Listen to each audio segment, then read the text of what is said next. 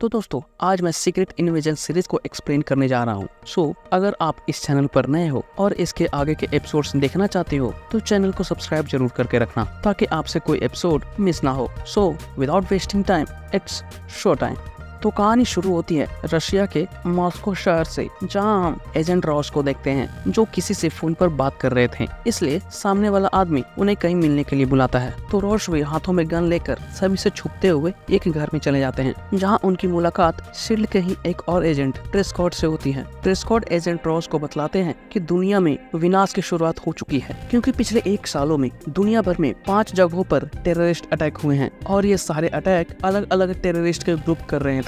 लेकिन रोज बोलते हैं ये तो नॉर्मल है, आए दिन टेररिस्ट अटैक होते ही रहते हैं, जिससे माहौल भी थोड़ा टेंशन भरा हो गया है। जिस पर प्रेस्कॉट का कहना था ये टेंशन जानबूझकर बनाई गई है, क्योंकि ये सारे हमलों के पीछे कोई इंसान नहीं बल्कि स्क्रल्स हैं, जिन्हें रहने के लिए अब पृथ्वी ही चाहिए थी। इसलिए अब वे लोग हजारों या लाखों की तादाद में पृथ्वी पर ही आकर बस गए थे, जिस वजह से अब उन्हें पहचानना भी मुश्किल है, क्योंकि स्क्रल्स के लोग पृथ्वी पर किसी का भी रूप ले सकते थे। दरअसल 30 साल पहले जब स्क्रल्स पृथ्वी पर आए थे तो कैरल डेनवर्स और निक फ्यूरी ने स्क्रल्स के लोगों को उनका नया ग्रह दिलवाने का वादा किया था। दोस्तों अब फ्यूरी ने ऐसा वादा क्यों किया था ये आप कैप्टन मार्वल मूवी में देखोगे तो समझ जाओगे। फिलहाल मैं उस मूवी का भी लिंक डिस्क्रिप्शन में डाल दूंगा, जिसे विजिट कर अब देख सकते हो। तो अब आते हैं स्टोरी पर। इधर फ्यूरी वादा करने के बाद वो खुद ही पृथ्वी से चले गए थे और सेबर स्पेस सेंटर में जाकर रहने लगे थे। इसलिए अब प्रेस्कॉट एजेंट फ्यूरी को पृथ्वी पर बुलाना चाह रहे थे,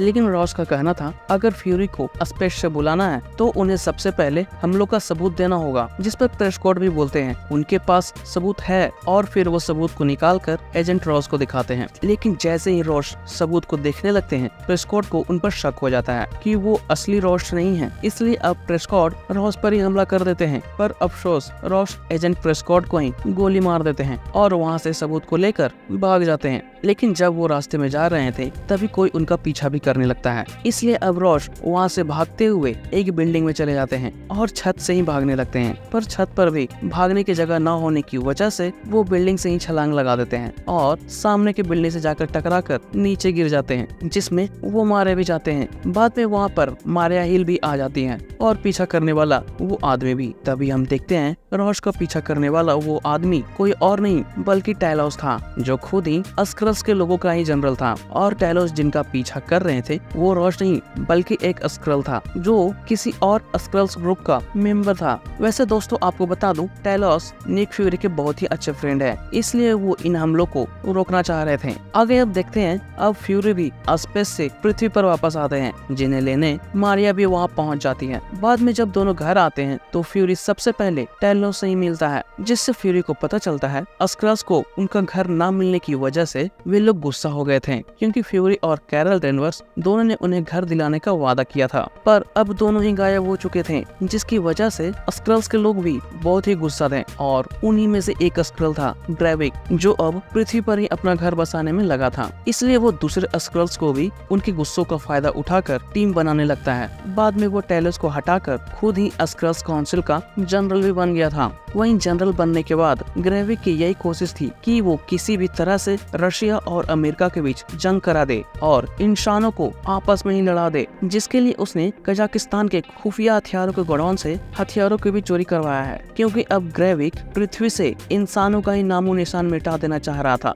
और इन्हीं सब कामों में ग्रेविक का साथ टैलोस की बेटी गायब भी दे रही थी। ये सभी बातें सुनकर फ्यूरी भी गुस्से में आ जाते हैं और रात को ही मॉस्को में वॉक पर निकल जाते हैं। लेकिन रास्ते में वॉक करते वक्त कुछ लोग वहाँ पर आकर फ्यूरी को ही किडनैप कर लेते हैं। इसके बाद जब फ्यूरी के फेस से मास्क हटाया जाता है तो उनके सामने सोनिया नाम की एक लेडी थी, जो किसी MI6 संस्था की हेड थी। वहीं फ्यूरी और सोनिया पहले से ही एक दूसरे को जानते भी थे। यहाँ पर आने के बाद सोनिया फ्यूरी से पृथ्वी पर आने का मकसद पूछता है, तो फ्यूरी उन्हें सारी बात बता देते हैं। पर फ्यूरी के पूछने पर सोनिया उन्हें कजाकिस्तान से चोरी हो गए हथियारों के बारे में कुछ भी नहीं बताती और उन्हें स्क्रल्स के पीछे भागने से मना करने लगती है, क्योंकि अब फ्यूरी ब्लिप के बाद पहले वाले फ्यूरी नहीं रहे थे। अगर वो पहले वाले फ्यूरी होते तो वो समझ जाते कि उन्हें कोई किडनैप करने आ रहा है, जिस पर फ्यूरी का कहना था वो जानबूझकर किडनैप हुए थे ताकि वो सोनिया से मिल सकें और उनके साथ दोस्ती कायम रख सकें। पर सोनिया फ्यूरी के साथ काम करने से मना कर देती है, इसलिए अब फ्यूरी भी जाते जाते वहाँ पर एक स्पाई कैमरा लगा देते हैं।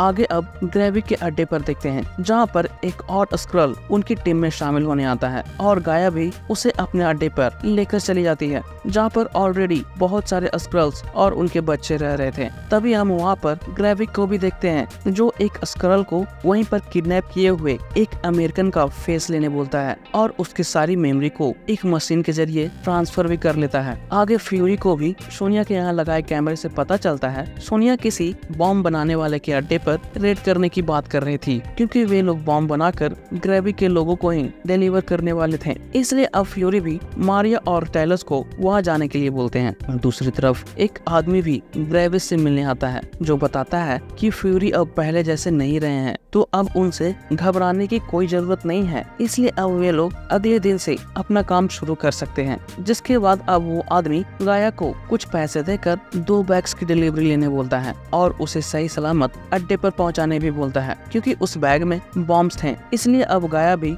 वहां पहुंचने के बाद डीलर को पैसे देकर बॉम्ब की डिलीवरी भी ले लेती है। बाद में गाया जैसे ही दोनों बैग्स को लेकर वहां से निकलती है, फ्यूरी और टेलस उस आदमी के पास पहुंच जाते हैं जो अब कहीं जाने के लिए रेडी हो रहा था। इसलिए अब फ्यूरी भी उस जगह के बारे में पूछने लगते हैं जहाँ वो जाने वाला था, पर वो आदमी कुछ भी बताने को तैयार नहीं था। वहीं पूछताछ के दौरान टेलस को भी पता चलता है कि वो आदमी कोई इंसान नहीं बल्कि एक स्क्रल है। इसलिए अब टेलस उसे मारने लगता है और बॉम्ब्स के बारे में पूछने लगता है कि आखिर उसने बॉम्ब्स कहाँ लगाए हैं, पर वो स्क्रल अभी भी कुछ नहीं बता रहा था। इसलिए अब फ्यूरी भी उसे गोली मार देते हैं। दूसरी तरफ मारिया को भी गाया को देखकर उस पर शक हो जाता है, इसलिए अब वो गाया का ही पीछा करने लगती है। पीछा करते वक्त गाया को भी मारिया पर शक हो जाता है, इसलिए वो एक जगह पर जाकर मारिया से फाइट करने लगती है। इसके बाद गाया फिर से वहाँ से भाग जाती है, लेकिन तभी टेलस भी वहाँ पहुँच जाता है और गाया का पीछा करने लगता है। पर जब वो देखता है कि वो लड़की कोई और नहीं उसकी बेटी है, इसलिए वो उससे बॉम्ब को मांगने लगता है और गाया के मॉम के बारे में भी बतलाने लगता है कि जिनके लिए वो काम कर रही है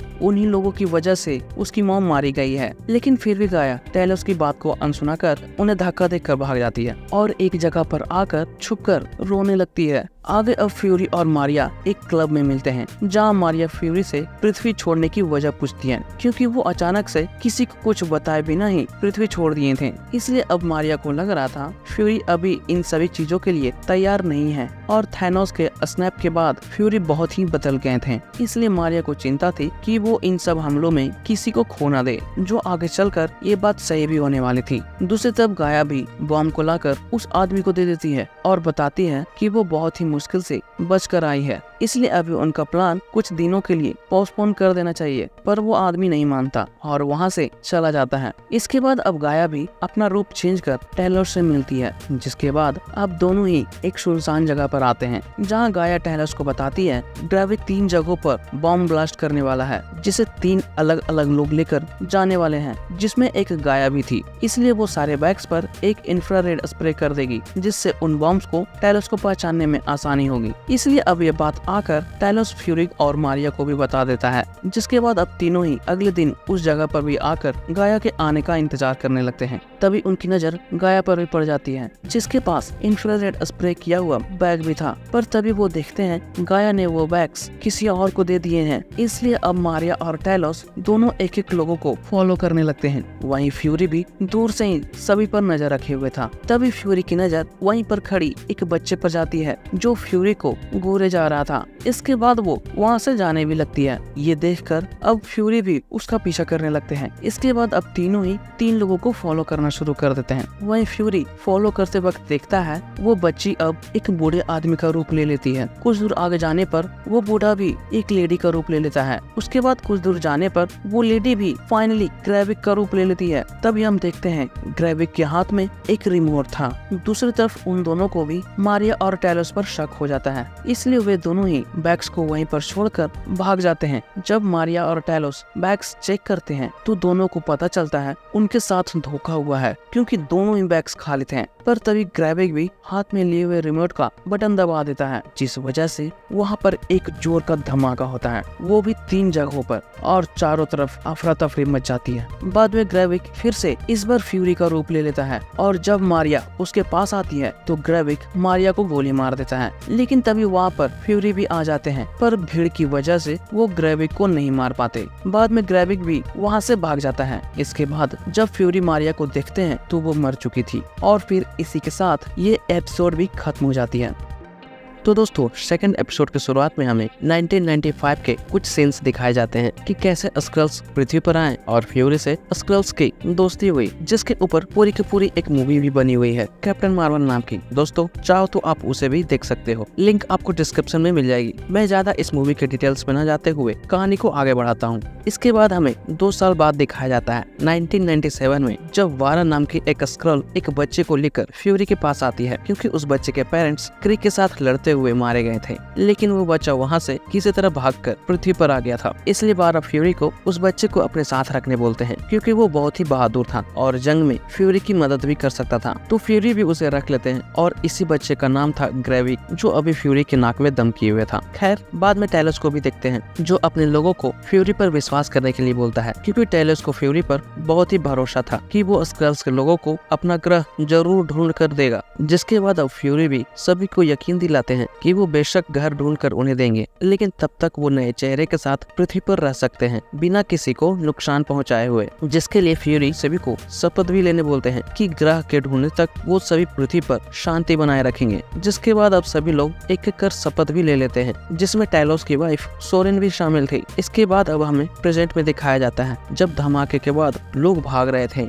बाद में गाया और ग्रेविक भी वहाँ से कार में बैठकर चले जाते हैं। दूसरी तरफ वहाँ पर सोनिया के लोग भी आ जाते हैं, और जिन्होंने धमाके किए थे उनमें से एक को पकड़ लेते हैं। बाद में टेलोस भी उनमें से ही एक आदमी का रूप लेकर फ्यूरी को पकड़ लेता है और दूसरे वैन में डालकर उसे लेकर चला जाता है। बाद में टेलोस फ्यूरी को एक ट्रेन में भी छुपाकर लंदन के लिए निकल जाता है। रास्ते में कुछ रशियन मिलिट्री वाले फ्यूरी को ढूंढते हुए वहाँ के कंपार्टमेंट तक भी आते हैं, पर टेलोस एक लेडी बनकर उन्हें अंदर आने नहीं देती और फ्यूरी को बचा लेती है। रास्ते में जब दोनों जा रहे थे तभी फ्यूरी टेलोस को अपनी मॉम की एक पुरानी गेम खेलने के लिए बोलता है, जिसमें गेम का रूल था वो बातें बताना जो सामने वाला प्लेयर नहीं जानता हो। ये सुनकर टेलोस भी समझ जाता है कि फ्यूरी किस बारे में जानना चाह रहा है। इसलिए टेलोस भी बताता है कि जब फ्यूरी वहाँ नहीं था तो उसी दरमियान क्रिक के लोग पूरे स्पेस में स्क्रल्स का शिकार करने लगे थे, जिस वजह से टेलोस को समझ नहीं आ रहा था वो क्या करे। और जब वो इस बारे में पूछने के लिए फ्यूरी से कांटेक्ट करना चाहा तो उससे भी कांटेक्ट नहीं हो पा रहा था। इसलिए टेलोस ने अपने सारे लोगों को पृथ्वी पर ही बुला लिया था, जिसमें करीबन 1 मिलियन से भी ज्यादा लोग थे। ये सुनकर फ्यूरी भी गुस्सा हो जाता है कि ये सब उसे पहले बताना चाहिए था, क्योंकि इंसान तो अपने लोगों के साथ ही शांति से नहीं रह सकते थे, तो वो नए स्पीसीज के साथ कैसे साथ में रहेंगे। जिसके बाद अब इन्हीं बातों को लेकर दोनों के बीच बहस भी हो जाती है। इसलिए अब टेलोस भी ट्रेन रुकने के बाद फिर से उसी लेडी का रूप लेकर वहाँ से चला जाता है। इसके बाद सीन लंदन में दिखाया जाता है, जब मारिया की बॉडी भी मॉस्को से लंदन आती है। जिसके बाद मारिया के बॉडी को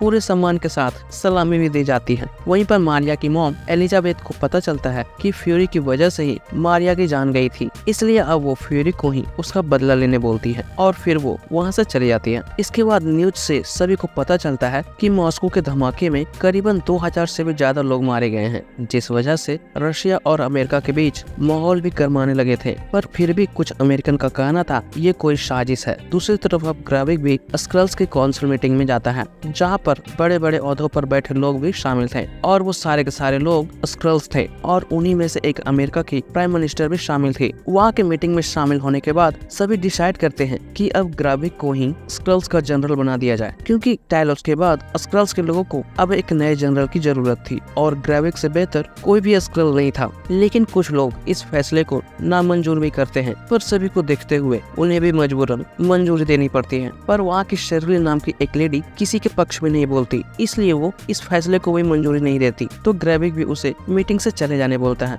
और यकीन दिलाता है कि उसे कोई कुछ नहीं करेगा। मीटिंग से निकलने के बाद वो लेडी सीधा टैलोस को फोन करती है और उसे बता देती है कि अब ग्रेविक को ही स्क्रल्स का जनरल बना दिया गया है। इसलिए अब टैलोस भी शेरली को ग्रेविक के साथ एक मीटिंग कराने बोलता है, क्योंकि टैलोस को अपनी बेटी की फिक्र थी, इसलिए वो अपनी बेटी के बारे में ग्रेविक से कुछ बात करना चाह रहा था। इधर मीटिंग से निकलकर ग्रेविक सीधा अपने अड्डे पर जाता है और अपने आदमी पैगन से कुछ बोलता है, इसलिए पैगन भी कहीं जाने लगता है। जब ये गाया देखती है तो वो भी पैगन का पीछा करने लगती है। पीछा करते वक्त गाया एक जगह पर पहुंच जाती है, जहां जाकर वो देखती है कुछ साइंटिस्ट किसी डीएनए पर रिसर्च कर रही थी, जिसके लिए उन्होंने एक मशीन भी तैयार की हुई थी, पर अभी भी उन्हें एक चीज नहीं मिली थी, इसलिए वे लोग उस चीज को अभी भी ढूंढ रहे थे, जिसका नाम हार्वेस्ट था। दूसरी तरफ अब मॉस्को में हमले को देखते हुए एक इमरजेंसी सिक्योरिटी मीटिंग रखी जाती है, जिसमें 27 देशों के प्रेसिडेंट शामिल होते हैं, लेकिन वहाँ यूएस के प्रेसिडेंट शामिल नहीं होते, पर उनके जगह पे कर्नल रोड्स जरूर आते हैं, जो सभी लोगों को यकीन दिलाते हैं कि उनका इस हमले में कोई हाथ नहीं है। पर फिर भी मीटिंग में शामिल लोग फ्यूरी और मारिया हिल पर सवाल उठाते हैं कि आखिर जब अमेरिका हमले में शामिल नहीं है तो अमेरिका के 2 बेहतरीन एजेंट्स मॉस्को में क्या कर रहे थे, क्योंकि वहाँ के सारे सीसीटीवी कैमरे में फ्यूरी और मारिया साफ दिख रहे थे। ये सुनकर रोड्स का कहना था कि वे लोग शायद पर्सनल ट्रिप पर भी जा सकते हैं, क्योंकि अभी तक उनके खिलाफ कोई सबूत नहीं मिला था, तो इल्जाम लगाना भी सही नहीं है कि ये हमले उन्हीं लोगों ने किए हैं। बाद में जब रोड्स मीटिंग खत्म कर बाहर आते हैं तो फ्यूरी उन्हें फोन कर एक जगह पर मिलने के लिए बुलाते हैं। इसके बाद जब फ्यूरी रोडी से मिलते हैं तो उनको पता चलता है कि फ्यूरी की वजह से सारे राष्ट्र के लोग रशिया के तरफ हो गए हैं, जिस वजह से फ्यूरी को उनके पोस्ट से निकाला भी जाता है। वहीं बात करने के दरमियान फ्यूरी रोड्स को भी स्कल्स के बारे में बताते हैं कि वे लोग यूएस गवर्नमेंट के बड़े बड़े ओहदों पर भी बैठे हुए हैं, इसलिए उन्हें ढूंढना बहुत ही जरूरी था ताकि वो और भी हमलों को रोक सके। और इसी वजह से फ्यूरी चाहते थे कि रोडी उनका साथ दे उन स्क्रल्स को ढूंढने में जो लोग इन हमलों के जिम्मेदार थे। पर रोडी को फ्यूरी की बातों पर विश्वास नहीं होता, इसलिए वो फ्यूरी का साथ देने से मना कर देते हैं, जिसके बाद अब फ्यूरी भी निराश होकर वहाँ से चले जाते हैं। आगे अब सोनिया को देखते हैं, जो उसी अमेरिकन ब्रोगन के पास आती है जिसे उसके लोगों ने धमाके की जगह से उठाया था। वहाँ आने के बाद सोनिया ब्रोगन से पूछताछ कर रहे लोगों को वहाँ से चले जाने बोलती है, क्योंकि ब्रोगन लाख कोशिश करने के बावजूद भी अपना मुंह नहीं खोल रहा था, इसलिए सोनिया अब अपने तरीके से उसका मुंह खुलवाना चाह रही थी। और इसीलिए सभी के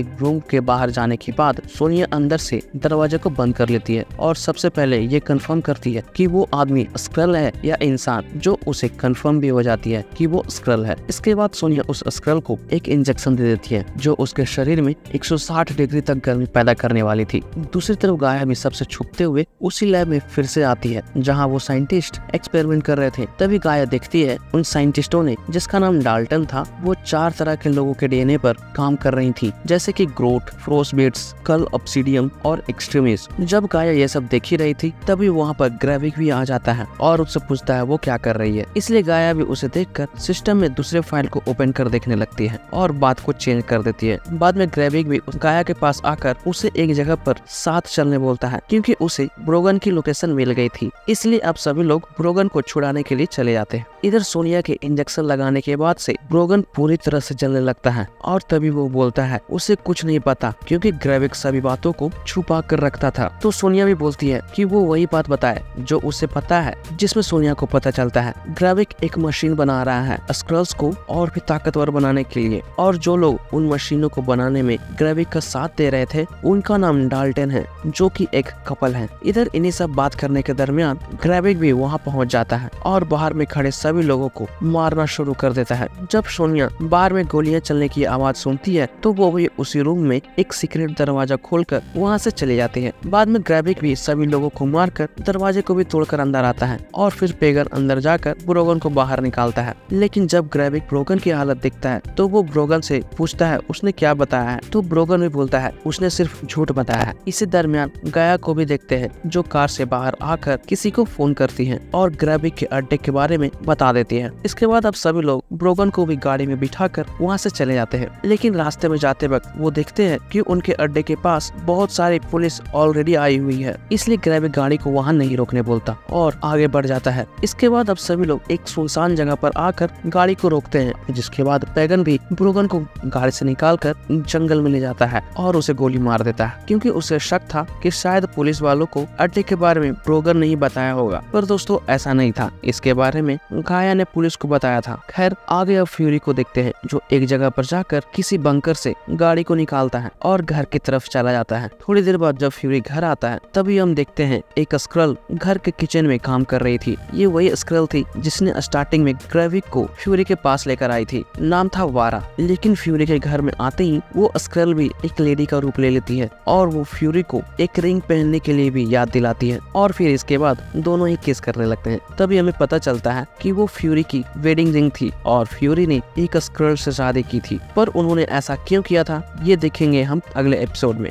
थर्ड एपिसोड में देखते हैं ग्रेविक अपने काउंसिल मेंबर को उसी लैब में बुलाता है जहां एक्सपेरिमेंट हो रहे थे और उन्हें बताता है कि उसके 3 लोग रॉयल नेवी में शामिल होने के लिए निकल चुके हैं। तभी हम देखते हैं पैगॉन कुछ लोगों के साथ कहीं जाने की तैयारी कर रहा था, जिसके लिए उसने अपने साथ 2 और लोगों को एक ऑफिसर के रिकॉर्ड्स फाइल को भी देता है। बाद में तीनों रॉयल नेवी के बेस के पास पहुँचकर अपना रूप भी उन्हीं ऑफिसर्स में चेंज कर लेते हैं जिनका फाइल उन्होंने लिया था। इसके बाद अब तीनों ही आसानी से रॉयल नेवी के ग्रुप में भी शामिल हो जाते हैं। दोस्तों आपको बता दूं, दरअसल ग्रेविक अब रॉयल नेवी में कुछ लोगों को शामिल कर यूनाइटेड नेशन पर हमला करने वाला था और अगर पृथ्वी के रखवाले इसके जवाब में हमला करने आते तो उनसे निपटने के लिए और पृथ्वी पर ही अपना घर बनाने के लिए ग्रेविक सभी स्क्रल्स को सुपर स्क्रल्स बनाने वाला था, जिसमें वे लोग सूरत बदलने के साथ साथ अपने पावर्स भी बदलने वाले थे, क्योंकि ग्रेविक का अनुमान था कि हमले के 1 हफ्ते के अंदर ही इंसानी लोग एक दूसरे के ऊपर जंग छेड़ देंगे और जब इंसान लोग एक दूसरे से लड़ रहे होंगे तभी स्क्रल्स भी वहां पहुंचकर उन पर हमला करना शुरू कर देंगे। इसलिए अब ग्रेविक इसमें काउंसिल मेंबर का साथ चाहता था ताकि पृथ्वी से इंसानों का नामो निशान मिटा सके। इसके बाद अब सीन फिर से पास्ट में जाती है 1998 में, वो भी न्यूयॉर्क शहर में। वहाँ फ्यूरी एक लेडी से कैफे में मिलता है जहाँ उसे पता चलता है वो वारा है जो किसी खूबसूरत लेडी का रूप लिए हुए थी ताकि वो फ्यूरी को इम्प्रेस कर सके। पर फ्यूरी को पता नहीं था वारा किस लेडी का रूप ली हुई थी, लेकिन फिर भी फ्यूरी उससे इम्प्रेस हो जाता है और दोनों ही शादी कर लेते हैं। इसके बाद सीन प्रेजेंट में आती है जहां हम फ्यूरी को उसी लेडी के साथ देखते हैं। ये वही लेडी थी जिसका नाम वारा है और ये फ्यूरी की वाइफ थी। आगे अब फ्यूरी वारा से ही ग्रेविक के बारे में पूछता है कि क्या वो ग्रेविक से मिलती थी जब फ्यूरी पृथ्वी पर नहीं रहता था, तो वारा भी बोलती है हाँ वो मिलती थी, क्योंकि वारा अब फ्यूरी के जाने के बाद वो बन गई थी जो फ्यूरी के मिलने से पहले थी, एक स्क्रल योद्धा। आगे अब ग्रेविक गाया से मिलने आता है और उससे ब्रोगन के बारे में पूछता है, क्योंकि उसे लग रहा था जो बातें ब्रोगन नहीं जानता था वो कैसे पुलिस को बता सकता था कि वो चारों कहाँ जा रहे हैं, क्योंकि वो बात तो सिर्फ कार में बैठे 4 लोग ही जान रहे थे। इसलिए अब ग्रेविक को अपने ही 3 लोगों में से किसी एक पर शक था, लेकिन गाया बोलती है कि ब्रोगन बता सकता है, क्योंकि टॉर्चर करते वक्त हो सकता है ब्रोगन ने कुछ जगहों का नाम बता दिया हो कि उसके लोग कहाँ कहाँ मिलते हैं और हो सकता है उन लोगों ने उन जगहों पर ढूंढा भी हो। ये बात बोलकर गाया तो उस वक्त संभाल लेती है, पर कहीं न कहीं ग्रेविक को अब भी गाया पर शक हो रहा था। अगले दिन अब ग्रेविक और गाया कहीं जा रहे थे, तभी ग्रेविक गाया को बताता है कि वो टैलोस से मिलने जा रहा है। इसके बाद गाड़ी में ही ग्रेविक किसी से बात करता है, जिससे गाया को पता चलता है ग्रेविक नेपट्यून सबमरीन से यूएन के प्लेन पर हमला करने वाला था, वो भी रात के 10 बजे। इसलिए अब गाया भी ग्रेविक के वहाँ से जाने के बाद टैलोस को यूएन के प्लेन के बारे में भी मैसेज कर देती है। इधर टैलोस और ग्रेविक भी एक आर्ट गैलरी में मिलते हैं, जहाँ ग्रेविक टैलोस से उसके बुलाने का रीजन पूछता है, तो टैलोस भी ग्रेविक को हमलों को रोकने और इंसानों की जान लेने से मना करने लगता है। पर ग्रेविक टैलोस की बात मानने से इनकार कर देता है और गाया को मारने की धमकी देने लगता है। इसलिए अब टैलोस भी गुस्से में आकर जैसे ही ग्रेविक का कॉलर पकड़ता है, वो देखता है कि वहाँ पर बैठे सारे लोग ही स्क्रल्स थे जो ग्रेविक का रूप लेकर खड़े हो जाते हैं। जिसके बाद अब ग्रेविक भी सभी को शांत करता है। इसके बाद अब टैलोस भी ग्रेविक को धमकाने लगता है कि अगर वो शांत नहीं हुआ तो वो देश के सभी आर्मी वालों को बोलकर ग्रेविक के साथ सारे लोगों को मरवा देगा जो उसका साथ देंगे। तो ग्रेविक भी बोलता है गाया उसके साथ होगी। ये सुनकर फिर से टैलोस गुस्से में आ जाता है और ग्रेविक के हाथ पर चाकू से मार देता है और फिर जाते जाते टैलोस ग्रेविक को गाया से भी दूर रहने के लिए बोलकर वहाँ से चला जाता है। लेकिन तभी हम देखते हैं जिस हाथ में ग्रेविक को चाकू लगी थी उसने एक्सट्रीमिस्ट की मदद से ठीक भी कर ली थी। तभी हमें पता चलता है ग्रेविक ने 4 स्पीसीज का डीएनए अपने में इंजेक्ट कर चुका था, जिसमें एक एक्सट्रीमिस्ट भी है। इसके बाद अब ग्रेविक भी वहाँ से चला जाता है। थोड़ी देर बाद टैलोस को देखते हैं जो एक होटल में खाना खा रहा था। तभी वहाँ पर फ्यूरी भी आ जाता है और टैलोस से मदद करने बोलता है, पर टेलोस बोलता है वो तभी मदद करेगा जब फ्यूरी कल के बर्ताव के लिए उससे माफी मांगेगा। इसलिए अब फ्यूरी भी टेलोस से माफी मांग लेता है। इसके बाद अब टेलोस भी मान जाता है और बताता है कि गाया ने उसे सीक्रेट फोन पर एक मैसेज भेजी है नेपट्यून सबमरीन के बारे में। ये सुनकर फ्यूरी भी नेपट्यून सबमरीन के कमांडर के बारे में जानने के लिए सोनिया को फोन करता है और उसके इन्फॉर्मेशन को मिल जाने के बाद फ्यूरी और टेलोस वहाँ जाने के लिए भी निकल जाते हैं। रास्ते में जाते वक्त हमें पता चलता है फ्यूरी ने आज तक जितने भी खुफिया जानकारी हासिल किए थे उसे स्क्रल्स के लोगों ने ही आकर फ्यूरी को दिया करते थे, क्योंकि फ्यूरी के पास शुरू से ही 20 लोगों की स्क्रल्स की टीम थी और वो सभी फ्यूरी के लिए काम किया करते थी, जो सारे के सारे ही जासूस थे। यही सब बात करते हुए दोनों कमांडर बॉब के घर भी पहुंच जाते हैं। इसलिए टेलोस भी बॉब का रूप लेकर घर के अंदर चला जाता है, पर अंदर जाते ही वो पकड़ा जाता है। इसलिए अब फ्यूरी भी वहाँ के गार्ड्स को मारते हुए टेलोस के पास जाने लगता है। तभी हम देखते हैं वो सारे के सारे गार्ड्स स्क्रल्स थे। इसके बाद अब फ्यूरी बॉब के बेटों को ही बंधक बनाकर बॉब के पास चला जाता है, क्योंकि वो समझ गया था जिसने उसे फोन कर ऊपर बुलाया था वो टेलोस नहीं बल्कि टेलोस की आवाज में बॉब ने बुलाया था। ये देखकर अब बॉब भी टेलोस को छोड़ देता है, जिसके बाद टेलोस बॉब को बांध देते हैं और हमले को रोकने के लिए बोलते हैं, पर बॉब ग्रैबी के खिलाफ जाने से इनकार करने लगता है। इसलिए अब फ्यूरी टेलोस को ही बॉब का रूप लेकर हमले को रोक देने बोलते हैं, पर टेलोस ऐसा नहीं कर सकता था क्योंकि हमले को रोकने का पासवर्ड उसके दिमाग में था और टेलोस बिना मशीन के किसी का माइंड नहीं पढ़ सकता था। दूसरी तरफ रॉयल नेवी में भी एक ऑफिसर को हमले का ऑर्डर देखकर लगता है ये ऑर्डर गलती से पास हुआ है, इसलिए वो सेंट्रल कमांड से बात करने की कोशिश करने लगता है। पर पेगन जो इस वक्त एक ऑफिसर का रूप लिए हुए था वो ऑफिसर को मना कर देता है, क्योंकि उसका कहना था ये ऑर्डर सेंट्रल कमांडर से ही आया है। इसलिए पेगन उसे अपना काम करने बोलता है। आगे जब फ्यूरी को कोड नहीं मिलता है तो वो बॉब को मारने लगता है, पर टेलोस उसे रोककर खुद ही कोड को मांगने लगता है। पर इस बार बॉब टेलोस को गद्दार तो कहता ही है, साथ साथ वो गाया को भी गद्दार बोलने लगता है।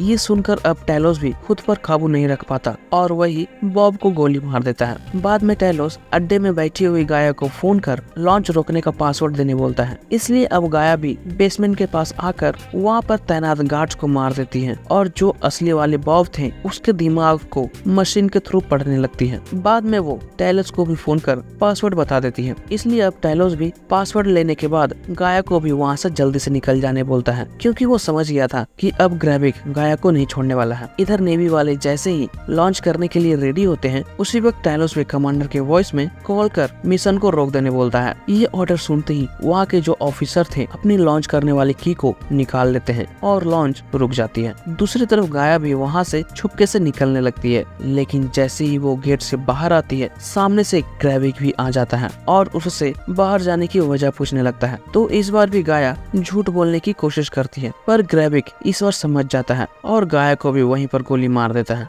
बाद में वो कार में भी बैठकर वहाँ से चला जाता है। आगे अब वारा को देखते हैं जिसे एक फोन आता है, इसलिए वारा भी एक छुपी हुई चाबी निकाल कर घर से चली जाती है और एक लॉकर रूम में जाकर अपने लॉकर से एक गन निकालती है। बाद में वहाँ पर रोड्स भी वारा को कॉल कर 1 घंटे में मिलने के लिए बुलाते हैं और फिर इसी के साथ ये एपिसोड भी खत्म हो जाता है।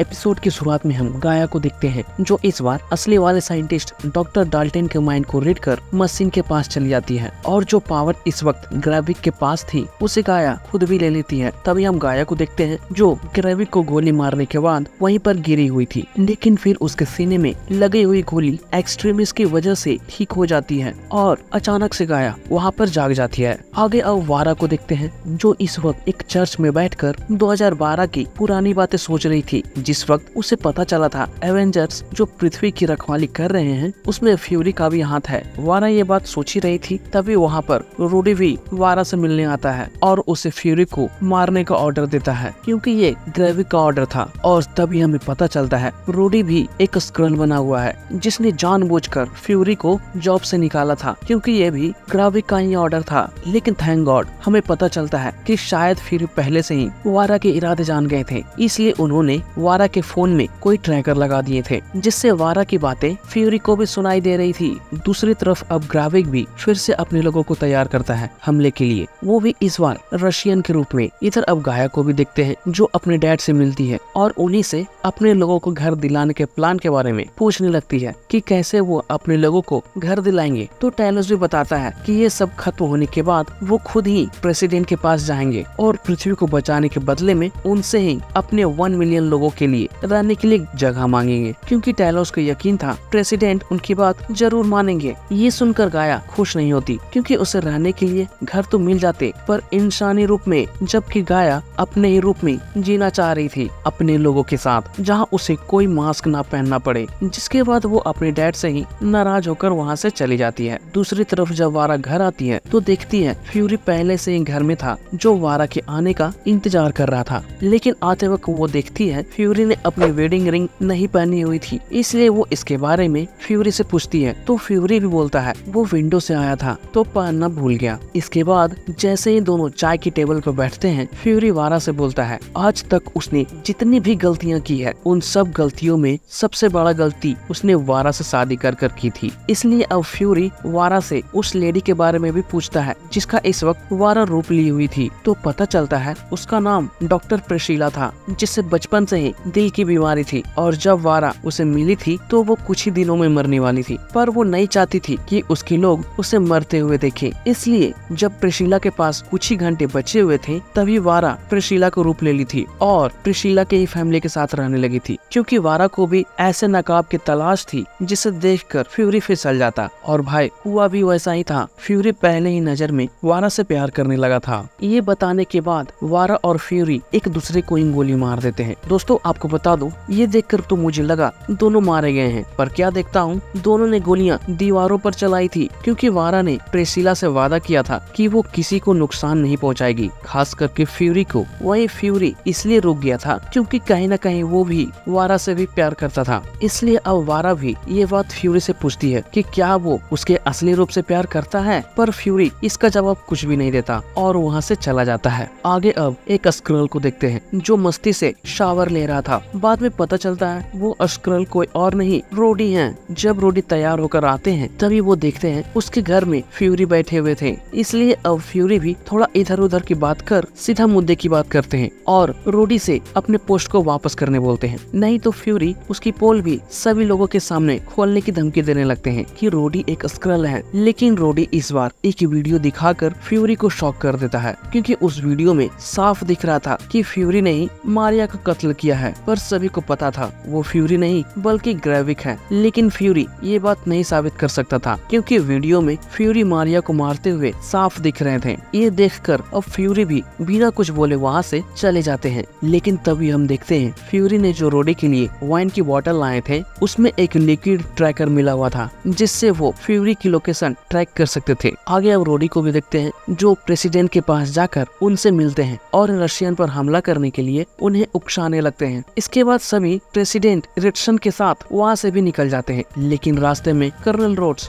ग्रेविक को फोन कर अपनी लोकेशन बता देते हैं। ये सुनकर अब ग्रेविक भी वहाँ पर आ जाता है और प्रेसिडेंट की कार पर मिसाइल से हमला कर देता है। बाद में ग्रेविक उनके लोगों पर ही हमला करना शुरू कर देता है। बाद में वहाँ पर ग्रेविक के और भी लोग रशियन के वेश में आकर हमला करने लगते हैं। कुछ देर हमला होने के बाद फ्यूरी और टेलोस भी वहाँ पर लोकेशन को ट्रैक कर पहुँच जाते हैं और वहाँ आकर ग्रेविक के लोगों पर ही हमला करने लगते हैं। इसी दरमियान फ्यूरी सभी पर हमला करते हुए प्रेसिडेंट के पास भी पहुँचता है और उन्हें कार से निकालने की कोशिश करने लगता है। पर जब ये ग्रेविक देखता है तो वो गुस्से में आकर ग्रूट वाली पावर इस्तेमाल करता है और एक सोल्जर को मार देता है। दूसरी तरफ पैगोन भी वहाँ पर आकर टेलोस को गोली मार देता है, पर फिर भी टेलोस नहीं रुकता और प्रेसिडेंट रिटसन के कार के विंडो को तोड़ता रहता है। कुछ देर कोशिश करने के बाद टेलोस शीशे को भी तोड़ देता है। इसलिए अब फ्यूरी भी उन्हें कार से निकालकर अपने कार में बिठा लेते हैं। लेकिन जैसे ही फ्यूरी टेलोस को लाने जाते हैं वो देखते हैं ग्रेविक एक अमेरिकी सोल्जर का रूप लेकर टेलोस को पकड़े हुए है। बाद में वो ग्रेविक के भी रूप में आकर टेलोस को भी मार देता है। ये देखकर अब फ्यूरी भी गुस्से में आकर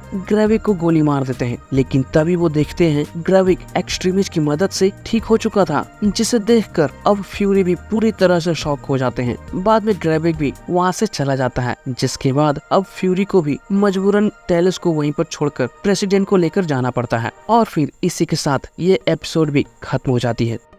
दोस्तों 5th एपिसोड में देखते हैं प्रेसिडेंट रिचर्डसन को बचाने के बाद फ्यूरी सीधा उनको हॉस्पिटल लेकर आते हैं। बाद में ऑपरेशन के लिए जाते वक्त फ्यूरी प्रेसिडेंट को बताते हैं कि इन सभी हमलों के पीछे रशियन के लोग नहीं बल्कि स्क्रल्स हैं, इसलिए वो किसी पर विश्वास ना करें, इवन रोड्स पर भी। पर शायद प्रेसिडेंट कुछ भी नहीं सुन पाते क्योंकि वो फिलहाल बेहोश थे और न ही फ्यूरी को ऑपरेशन थिएटर में जाने दिया जाता है। इसलिए फ्यूरी भी ऑपरेशन रूम के बाहर ही बैठकर ऑपरेशन खत्म होने का इंतजार करने लगते हैं। इधर हमले के बाद ग्रेविक के लोग अपने अड्डे पर आते हैं तो ग्रेविक भी सभी लोगों को एक जगह पर इकट्ठा होने बोलता है। जब सभी इकट्ठा हो जाते हैं तो पैगोन खुश था क्योंकि टेलोस मर चुका था, पर ग्रेविक खुश नहीं था क्योंकि उसका टारगेट था प्रेसिडेंट को मारना जो अभी भी जिंदा थे। इसके बाद अब ग्रेविक पैगोन पर गुस्सा होने लगता है क्योंकि सारे लोकेशंस देने के बावजूद भी पैगोन हार्वेस्ट को ढूंढकर नहीं लाया था। अगर लाता तो ग्रेविक सभी लोगों को अकेले ही मार देता, लेकिन पैगोन का कहना था कि ग्रेविक ने आखिर फ्यूरी को क्यों नहीं मारा जबकि उसके पास फ्यूरी को मारने का मौका भी था। पर ग्रेविक फ्यूरी को इसलिए नहीं मारा था क्योंकि हार्वेस्ट की लोकेशन फिलहाल उसे ही पता थी। वैसे दोस्तों आपको बता दूं, हार्वेस्ट सभी एवेंजर्स के लोगों का मिला हुआ डीएनए था जिसे फ्यूरी ने कहीं और छुपा दिया था क्योंकि शायद शुरू से ही फ्यूरी को ग्रेविक पर भरोसा नहीं था। और यही बात जब पैगोन ग्रेविक को बोलता है कि जब फ्यूरी को तुम पर भरोसा नहीं था तो हमें भी तुम पर भरोसा नहीं करना चाहिए। ये सुनकर अब ग्रेविक पैगोन को ही मार देता है और सभी लोगों को ऑर्डर देता है कि जाकर फ्यूरी के वाइफ को भी मार दिया जाए क्योंकि उसने भी ग्रेविक को धोखा दिया था फ्यूरी को ना मारकर। इसके बाद अब ग्रेविक रोडी को फोन कर प्रेसिडेंट को नहीं मारने बोलता मगर उन्हें यकीन दिलाने बोलता है कि इन सभी हमलों के पीछे सिर्फ रशियन ही नहीं बल्कि स्क्रल्स भी हैं जिसे रशियन के लोग छुपाए हुए हैं और उन्हें अपने नए अड्डे की सैटेलाइट फुटेज भी दिखाने बोलता है जहां इस वक्त स्क्रल्स के साथ साथ बहुत सारे लोग भी मौजूद थे क्योंकि ग्रेविक जानता था फ्यूरी ना तो जंग चाहेगा और ना ही मासूम स्क्रल्स की मौत। इसके बाद जैसे ही रोडी हॉस्पिटल आते हैं फ्यूरी रोड्स को प्रेसिडेंट से मिलने से रोकने लगता है, लेकिन रोड्स इस बार फ्यूरी को बताते हैं कि अगले 60 सेकंड में मारिया हिल को मारने वाला वीडियो न्यूज में टेलीकास्ट हो जाएगा, इसलिए फ्यूरी अपनी जान की सलामती चाहता है तो इसी बीच उसे जो करना है कर ले। ये सुनकर अब फ्यूरी को भी मजबूरन वहाँ से जाना पड़ता है क्योंकि अगर वो वहाँ से नहीं निकलता है तो सारे रशियन वाले उसके पीछे पड़ जाएंगे। जिसके बाद अब फ्यूरी वहाँ से निकलकर सीधा अपने पुराने वाले जगह पर जाता है जहाँ से उसने टेलोस के साथ अपने काम की शुरुआत की थी। वहाँ पर आने के बाद फ्यूरी देखता है कि गाया ऑलरेडी वहाँ पर आकर बैठी हुई है। यहाँ पर आकर फ्यूरी को भी पता चलता है कि ग्रेविक ने कुछ के डीएनए लिए हैं और उसे इसलिए लिए थे क्योंकि ग्रेविक को जो चाहिए था वो नहीं मिले थे जो कि हार्वेस्ट था। ये सुनकर फ्यूरी भी समझ जाता है ग्रेविक को हार्वेस्ट क्यों चाहिए। इसके बाद गाया फ्यूरी से ही टेलोस की अंतिम संस्कार करने के बारे में पूछती है, इसलिए फ्यूरी अपनी गाड़ी की चाबी देकर उसे वारा के पास जाने बोलता है। इसके बाद दोनों आगे और कुछ बातें करते, इसी बीच वहाँ पर पुलिस भी आने लगती है, इसलिए अब फ्यूरी वहाँ से भी जाने लगता है। तभी गाया पूछती है वो कहाँ जा रहे हैं तो पता चलता है फिनलैंड, और वो वहाँ से भी निकल जाते हैं। आगे अब सोनिया भी अपने ऑफिस में आकर अपने ही बॉस को गोली मार देती है क्योंकि वो समझ गई थी इस वक्त जो उनका बॉस बना हुआ था वो एक स्क्रल है, और फिर उसी से डॉक्टर डाल्टन की लोकेशन भी पूछती है। इसके बाद सोनिया सीधा डॉक्टर डाल्टन के लैब में भी पहुंच जाती है। वहीं जब दोनों साइंटिस्ट सोनिया से मिलने आते हैं तो सोनिया भी उन्हें अपने एक्सपेरिमेंट के बारे में बताने बोलती है, साथ ही साथ वो लैब की ब्लूप्रिंट भी दिखाकर उसके बारे में भी पूछती है। वहीं कुछ देर पूछताछ करने के बाद सोनिया उनके लैब में भी आग लगा देती है। ये देखकर उन दोनों में से अब एक साइंटिस्ट दूसरे साइंटिस्ट को मारने की धमकी देने लगता है, इसलिए अब सोनिया भी बिना ही कुछ सोचे हुए उस साइंटिस्ट को ही गोली मार देती है। आगे जब ग्रेविक रोडी से बात कर रहा था तभी उसके साथ रह रहे कुछ स्क्रल्स ग्रेविक पर ही हमला करने लगते हैं क्योंकि अब उन्हें भी डर लगने लगा था कि पावर्स की लालच में आकर ग्रेविक अपने ही लोगों को मारना शुरू कर रहा है, इसलिए अब कुछ लोग उसके खिलाफ जाकर उसे मारने लगते हैं। पर ग्रेविक कुछ ही देर में सभी स्क्रल्स को मार देता है जो उन पर हमला कर रहे थे। ये देखकर अब सभी लोग ग्रेविक से और भी डरने लगते हैं। दूसरी तरफ गाया भी वारा के घर टेलोस की बॉडी लेकर आती है, पर जब वारा गेट ओपन नहीं करती तो वो खुद ही गेट को तोड़कर अंदर चली जाती है, लेकिन बहुत ही सतर्कता के साथ। बाद में वो वारा को ढूंढते हुए वहाँ पहुँच भी जाती है, लेकिन वारा को लग रहा था गाया उसे मारने आए हैं। पर गाया वारा को बताती है कि उन्हें फ्यूरी ने भेजा है टेलोस की क्रियाक्रम करने के लिए, इसलिए ये सुनकर अब वारा भी शांत हो जाती है और फिर दोनों ही मिलकर टेलोस का अंतिम संस्कार इनकार कर देते हैं। इसके बाद जब दोनों घर आते हैं तभी ग्रेविक के लोग भी वहाँ पर आकर वारा पर हमला करना शुरू कर देते हैं। इसलिए अब वारा भी 2 बैग्स हथियारों से भरी हुई निकालती है और दोनों ही बैग्स को उठाकर सभी को सुलाना शुरू कर देते हैं। वहीं कुछ देर तक फाइट करने के बाद दोनों मिलकर सभी को सुला भी देते हैं। इसके बाद अब गाया भी वहाँ से चली जाती है। दूसरी तरफ जैसे ही ऑपरेशन के बाद प्रेसिडेंट होश में आते हैं, रोडी ग्रेविक के बताए अनुसार प्रेसिडेंट को रशियन पर हमला करने बोलता है, ये बताकर कि रशियन स्क्रल्स का साथ दे रहे हैं। बाद में रोडी उस अड्डे की तस्वीर भी दिखाता है जहाँ इस वक्त बहुत सारे स्क्रल्स भी मौजूद थे। ये सुनकर प्रेसिडेंट भी सोच में पड़ जाते हैं, क्योंकि अगर अमेरिका का रशिया पर हमला हुआ तो 3rd वर्ल्ड वॉर की शुरुआत हो सकती थी। दूसरी तरफ अब ग्रेविक भी फ्यूरी को फोन कर हार्वेस्ट को मांगने लगता है और अगर फ्यूरी ऐसा नहीं किया तो प्रेसिडेंट के थ्रू ग्रेविक सारे स्क्रल्स पर ही बम गिराने की धमकी देने लगता है।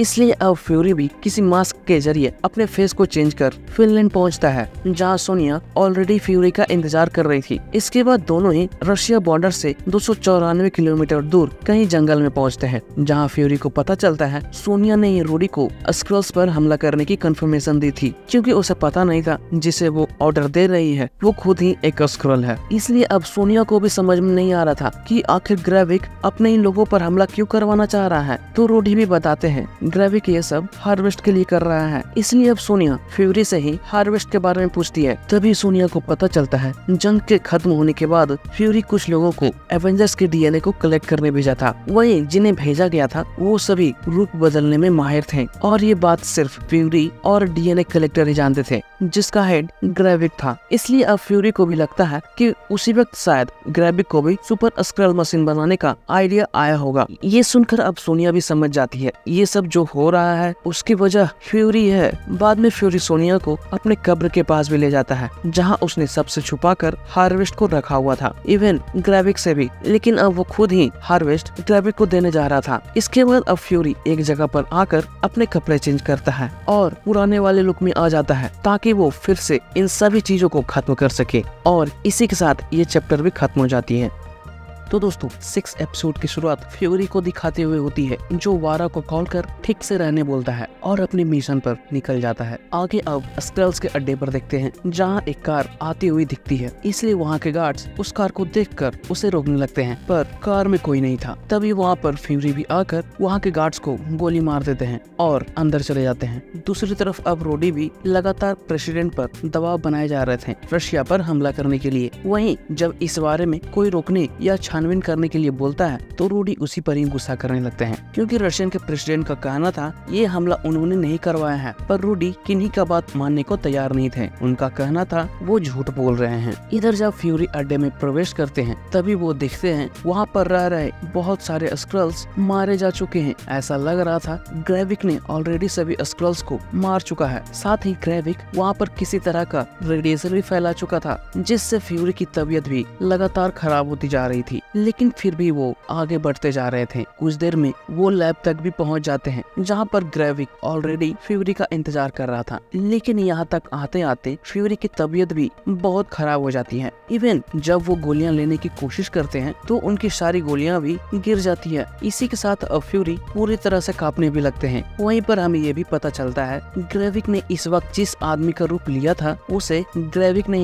किसी मिशन के दरमियान मारा था। इसके बाद फ्यूरी ग्रेविक को बताते हैं कि कुछ ही सालों के खोजबीन करने के बाद उन्हें पता चल गया था ऐसे कोई ग्रह नहीं है जहां स्क्रल्स रह सकते हैं। इसलिए उन्होंने सोचा था कि स्क्रल्स को पृथ्वी पर ही रखेंगे, पर ऐसा वो नहीं कर सकते थे, क्योंकि उन्हें डर था पता नहीं इंसान स्क्रल्स के साथ एडजस्ट कर पाएंगे या नहीं। इसके बाद फिर ये भी बताते हैं कि उनका पृथ्वी पर आने का रीजन यही था कि वो ग्रेविक को सुधार सके, पर वो ऐसा नहीं कर सके थे और न ही अपने किए हुए प्रॉमिस को निभा पाए थे। इसलिए अब फ्यूरी डिसाइड करते हैं कि वो हार्वेस्ट ग्रेविक को ही दे देंगे। लेकिन बदले में फ्यूरी चाहते थे वो हार्वेस्ट लेकर किसी और ग्रह पर चले जाए, वहाँ किसी को भी वो मारे। फ्यूरी को कोई परवाह नहीं थी, बस वो पृथ्वी को छोड़ दे और अभी के अभी हमलों को रोक दे। इसलिए अब ग्रेविक भी हार्वेस्ट को लेकर मशीन में डाल देता है। तभी वो दिखता है वो हार्वेस्ट प्योर एवेंजर्स की डीएनए ही थी। इसलिए अब ग्रेविक मशीन को ऑन कर अंदर चला जाता है, जहाँ पर फ्यूरी ऑलरेडी गिरे हुए थे। बाद में शक्तियाँ मिलने के बाद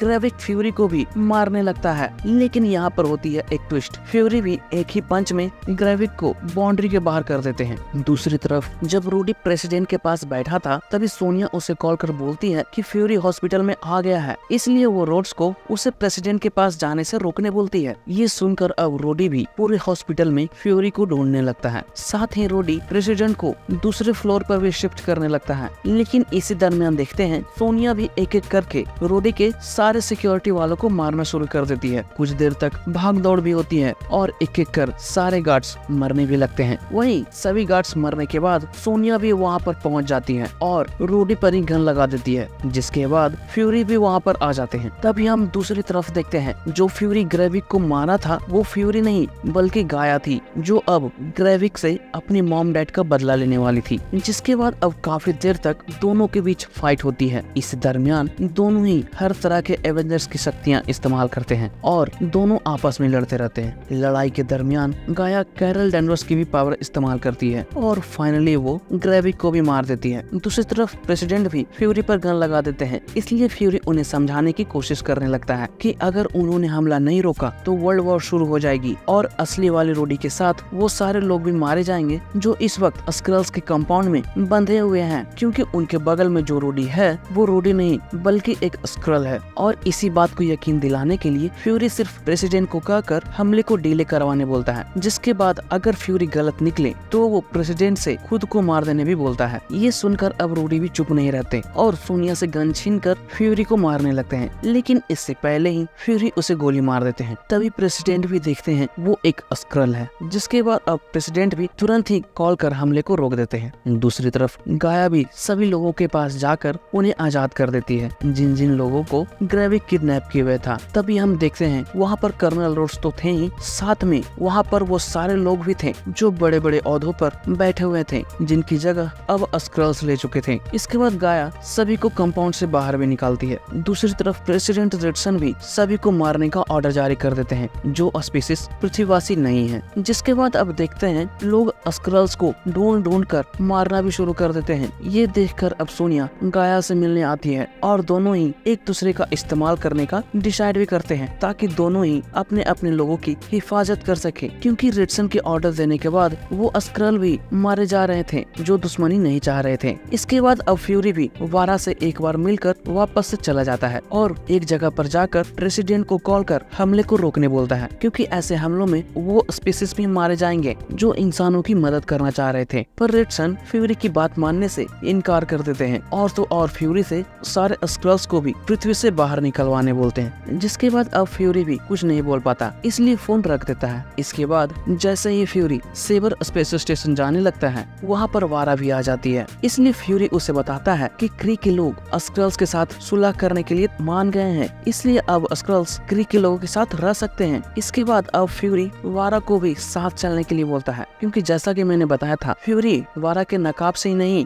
वारा से भी प्यार करता था। ये सुनकर वारा भी खुश हो जाती है और फिर दोनों ही सेबर स्टेशन में चले जाते हैं और फिर एपिसोड के साथ साथ फर्स्ट सीजन भी खत्म हो जाती है। बाद में गाया को देखते हैं जो एक जगह पर सोनिया के साथ जाती है। तभी वो देखती है बहुत सारे लोगों के माइंड को यूज किया जा रहा था, मतलब कि वो सारे जितने भी लोग वहाँ पर सोए हुए थे अपने घर से दूर थे और उनकी जगह सारे स्क्रल्स लिए हुए थे। तो दोस्तों ये देखकर अब हमें समझ आता है कि हो सकता है इसके आगे के सीजन्स भी आ सकते हैं। आपको आगे के सीजन्स का इंतजार रहेगा या नहीं, कमेंट कर जरूर बताना। मिलते हैं नए मूवी के एक्सप्लेनेशन के साथ। जय हिंद।